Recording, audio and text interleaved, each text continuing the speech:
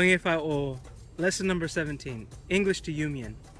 Today's lesson is going to give you the raison d'être, the reason for its existence, the automaticity script, the whole point behind the script. But, if you remember, that was the lesson last time, mpa. Today we're just going to stick with one sentence. And that sentence is the following. After you say but, mpa, I think you can help me to learn Mien better. It goes like this in Mien. hnamv meih tengx waac, gauh, junh. I think you can help me to learn Mien better. hnamv meih tengx waac, gauh, junh. You're getting there.